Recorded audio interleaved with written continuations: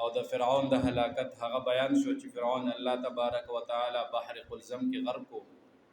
دا غي نفس چې کله موسی علیه السلام سره د خپل قومه میدان تیه او دغه شانتی یا میدان تیه یا نن سبا او توادی سینا صحرا ویل کېږي دغه ځکه فاتح کېدا نو دوی باندې سکارونه هم نو بیګار میګار بینو د فرعون کارونه ختم شوی. دوی موسی علیه السلام تعرض وکړ چې موږ لپاره یو کتاب پکار دی قانون پکار دی چې موږ هغه باندې عمل وکړو. موسی علیه السلام رب العالمین نه سوال وکړو. رب العالمین د طرفه حکم دار اغلی چې تاسو راشئ کوه تور ته چې کوم ځکه تاسو ته نبوت ملو شوی او ځان سره او یا 70 علما نیکان صلحا اغا منتخب کا ورکه او ځان سره راوله. موسی علیه السلام ځان سره او یا کسان نیکان علما صلحا هغه منتخب کړه او ځان سره بوت ردی د پاره چې موسی علیه السلام ته کتاب میلو شي. موسی علیه السلام چې روان شو نو کوه تور ته د خپل قوم نه او یا کسانو د نیکانو خلق او علماو نه مخکې لاړ.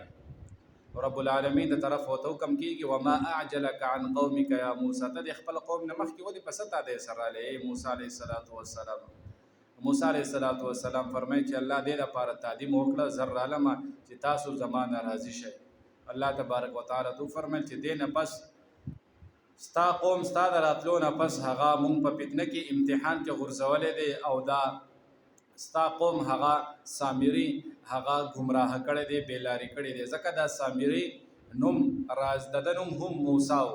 هغه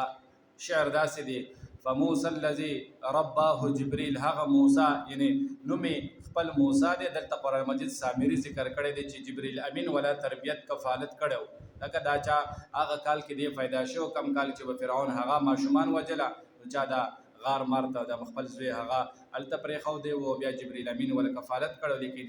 ازلی بدبخت او یا دا هم راځي چې دا د فرعون د قوم نو یا د موسی علیه السلام د قوم نو د غوا عبادت کوونکو دا هم راځي او ظاهری اسی ایمان په موسی علیه السلام راوړل لیکن دنه هغه منافق نو دا موسی علیه السلام کوه تور ته لاړې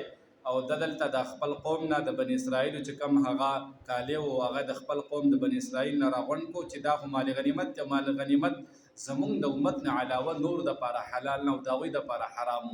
دا یو ځی ته راغون کو اور بل کو ویسې زله او د سامری سره چې کم سو هغه هم غورځوله او دا غي نه پس قیته جوړ شو یا په شکل یا په جوسا د اسقه په شانتی او سیس جوړ شو او بیا دا راځي چې هغه به आवाज کول قرآن کې مخکې راځي له خوار دا غي د لپاره به आवाज او د اسقه په شانتی یا اسقه आवाज داو چې د سامری چې کم نوم موسی بن ظفر دی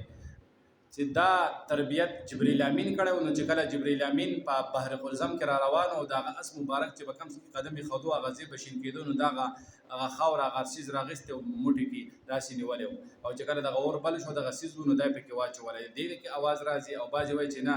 د اسقي په شانتی وو دوا سوريو په خپل به اواراله بابل طرف ته وته چې आवाज هم ته کې براله د سامری د قوم ته وي چې دا ستاسو خدای دی او موسی علیه السلام خدای دا دی هغه ته ير شوی دیوال ته تللی دی دلته دا الله تبارک وتعالى ذکر کوي چې موسی علیه السلام چې کله راغله